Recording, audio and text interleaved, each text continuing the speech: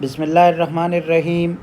Hello and welcome to Rahman Digital Production. This is lecture number 77 of physics, and today we are going to start a new topic, and that is general waves properties. Uh, we study waves and wave behavior in order to understand modern science. Beside the usual light waves and sound waves, modern science has made it possible for us to use many types of waves, such as radio waves, and they are used for carrying electrical signal, X-rays for producing images for medical and industrial purposes, infrared radiation to take photographs in the dark or through haze or fog, and ultraviolet radiation to start chemical reactions. You may already have some ideas about waves as a result of your experiences with water in the bath or in the sea. We need to know more than these ideas before we can make better use of waves. This unit discusses many ideas that you may not have known. The first question is that what are the waves around us? So, water waves are a familiar sight when we take a stroll on a beach. Water waves are just one of the several kinds of wave motion around us. Other include sound waves from hi-fi system, light waves from sun, radio waves from transmitters in broadcasting stations, and other electromagnetic waves such as gamma rays, X-rays, and microwaves. The most important thing about these things is that waves carry energy. For example, during the earthquake, the seismic waves produced can cause great damage to buildings and surroundings. So they are carrying the wave energy. Now, what is wave? Wave is a carrier of energy. It is taking energy of different forms. For example, if a radio station is broadcasting something, then there are transmitters, and that transmitters are used to transmit sound waves to spread it in different directions. Now there are waves on which these sound waves are overlapping, and those sound waves are then carried to the receiver of the radio in case of telescopic antennas on the radios.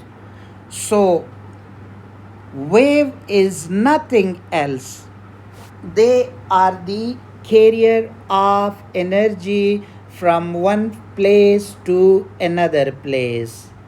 Now, what will be the source of waves? A wave may be thought of as a spreading of disturbance from one place to another. If there is a disturbance, then waves will produce. For example, if there is disturbance on the drum, so the sound waves are produce. If there is a disturbance in the water, if you are uh, throwing a pebble inside the pond, then we are observing the circular waves spreading from that point of contact of pebbles with the water. So they are called circular waves because before the pebbles hitting the water surface, the water was not disturbed. But when pebble hitting the water surface, they are disturbing it, and when disturbance is there, they are producing the waves. Another example is of this rope. There is a fixed wall, which is this one, and there is a rope attached to that fixed wall, and the next end of the other end of this rope is stretched by a hand, and when you are not moving your hand, it means that there is no disturbance. But once you move your hand down and upward, like in this direction and in this direction, so there will be a disturbance produced in the rope, and as a result we will see different humps, which is called crest and trough. We will discuss that in a moment, but first we are talking about the source of waves. So whenever there is a disturbance in the medium, waves are produced. Water is a medium. When there is a disturbance by throwing a pebble, we see that waves are produced.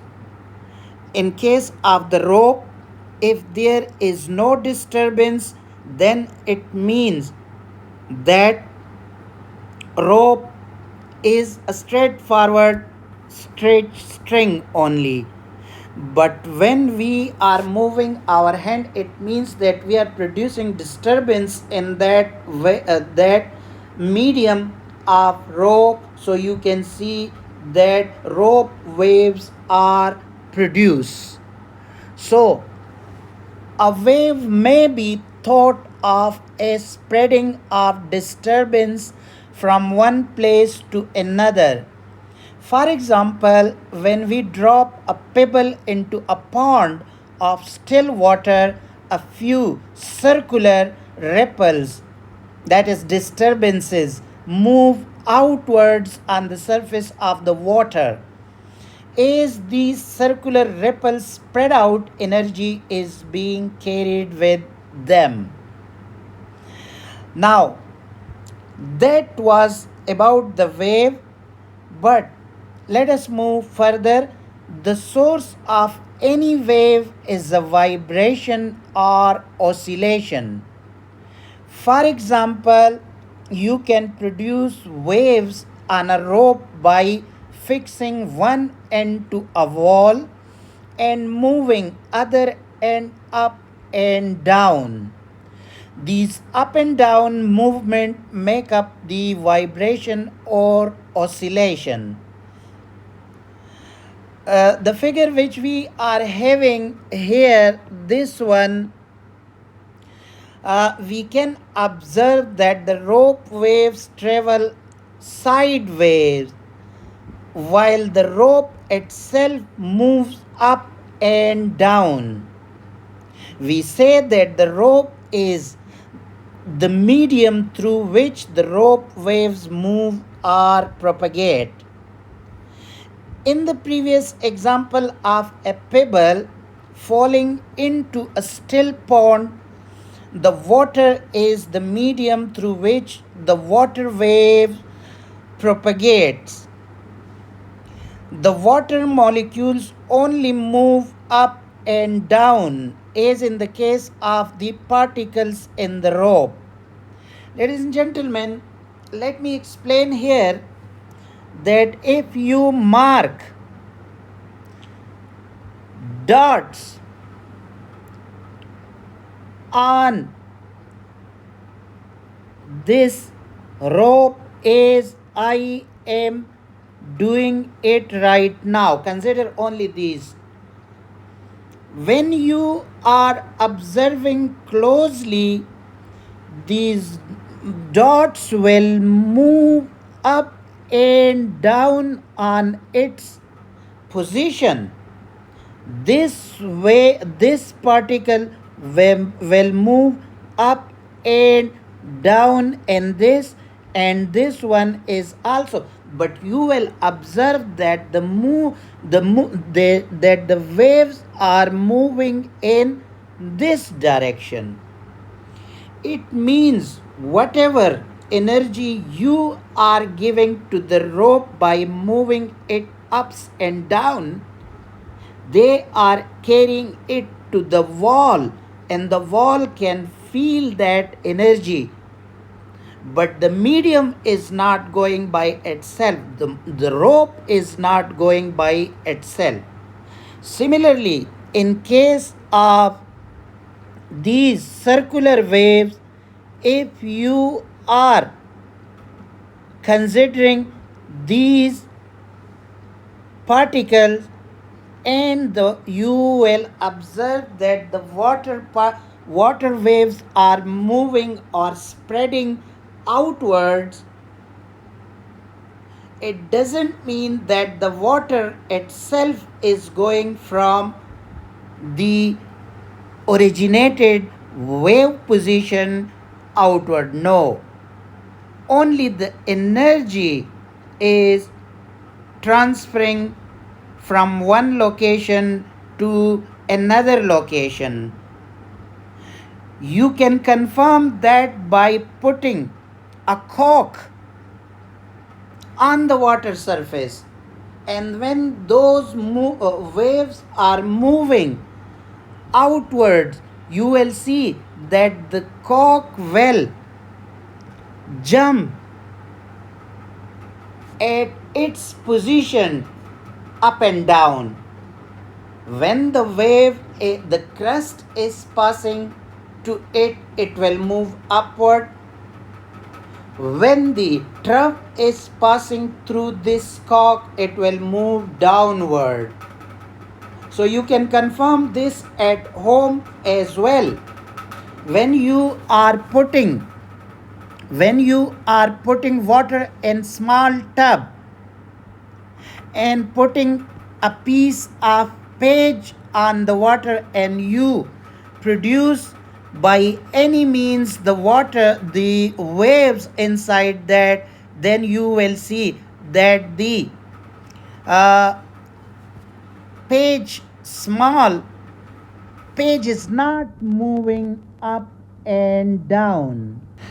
So we are saying that the particles are moving up and down as in the case of the particles in the rope, while the water waves spread out. This can be deduced by observing the motion of any floating objects, such as leaves on the pond. As the circular water waves pass these floating objects, they bob up and down due to the up and down motion of the water molecules below them. This applies only to ripples in still water and not to waves in the open sea, where the wave motion is much more complex. So, dear learners, from the two examples given, we can see one important characteristic common to all wave motions, and that is wave motion provides a mechanism for the transfer of energy from one point to another without the physical transfer of medium such as rope or water between the 2 points. Hopefully, you understood this concept. Now, we are turning to a very important topic, and that is type of waves. There are two types of mechanical waves, and that is the transverse waves, and the second is longitudinal waves. Dear learners, today only we are going to discuss transverse waves, and tomorrow's lecture we will give an in-depth look to the longitudinal wave. So let us discuss the transverse wave. Now let me first write the definition of the transverse waves. These waves are the type of waves in which the medium particles are moving perpendicular to the propagation of waves, to the propagation of waves. Let me discuss it. If there is a wave and it is moving in this direction, so the medium particle will move perpendicular up and down, as I shown you in this case. The movement we are observing is in this direction. The wave is moving in this direction, but the medium particles everywhere will move perpendicular to the direction of the waves. So those type of waves in which the medium particles are moving perpendicular to the propagation of wave is called what? That is called the transverse waves. All waves can be classified into two types: transverse waves and longitudinal waves. What are the example of these? Rope waves, water waves, light waves, and radio waves are some of the examples of the transverse waves, while sound waves and wave produced in a vertical oscillating spring under tension are some example of longitudinal waves. Now, to explain these transverse waves in greater detail, let us consider an experiment in which there is a slinky spring which is attached to the fixed end of the wall, as you can see in the figure. Transverse waves travel in a direction perpendicular to the direction of vibration. The figure now you are seeing shows a transverse wave produced on a slinky spring placed on a smooth floor or a long bench. This is the slinky spring, and that is on the long bench. One end is fixed with the wall, and the other end is in your hand, and the direction of your hand is shown here, left to right on that long bench. So when you are moving this slinky left and right, you will observe that humps are produced. The top portion of that hump is called crust, while the lower portion of that hump is called trough. So, in longitudinal waves, ladies and gentlemen, remember only in longitudinal waves we can observe crust and troughs. It can never be observed in the longitudinal waves. In transverse waves, we are only observing the crust and trough. There are compression and rarefaction in the longitudinal waves. We will discuss that tomorrow, inshallah. But let us explain this with the help of an example, and you can see the whole arrangement here on your screen. Stretch out a slinky along a smooth floor or a long bench with one end fixed. Hold the other end of the slinky and move left and right repeatedly. Humps, that is crest and troughs, are seen moving away from you towards the wall. The vertical arrows, these vertical arrows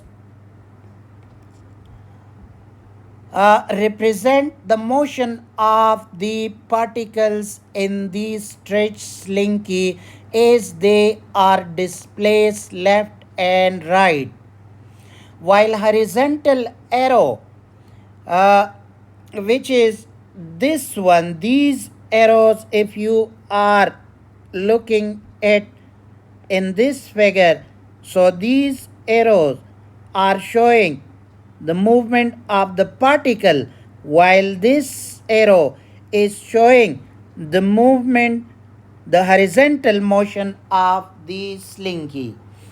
In the first case, ladies and gentlemen, in this particular position, nothing is happening. Only with your hand you have stretched the slinky.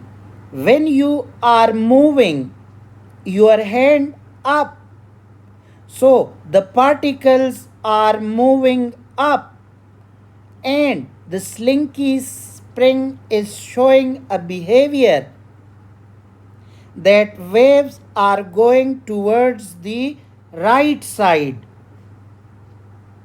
Now, when you are moving this slinky with your hand downward, you can observe a hump inside that.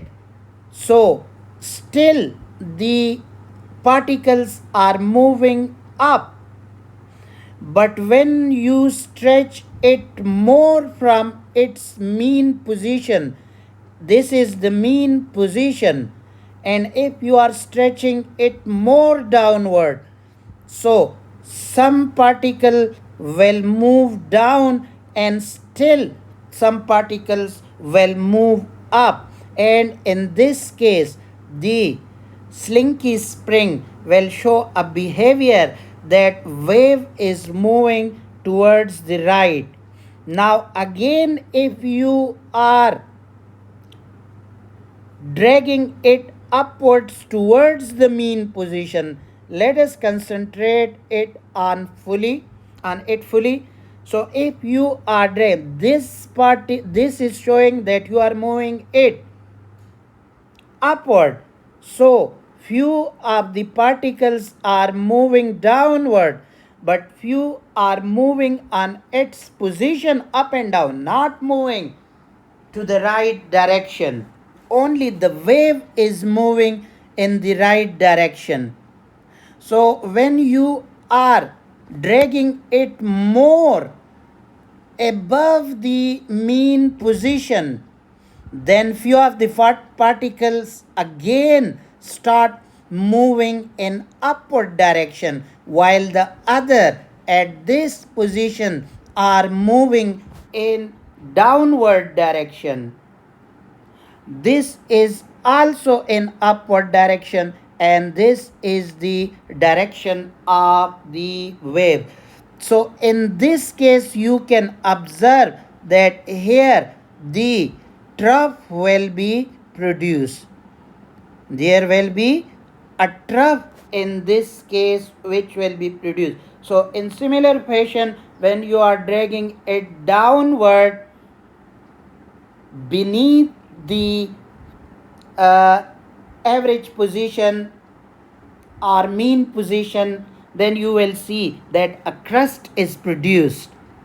If you are moving it above the mean position constantly, repeatedly, with constant rate, then you will see that the trough is also produced. So in these cases, the uh, trough and crust is produced,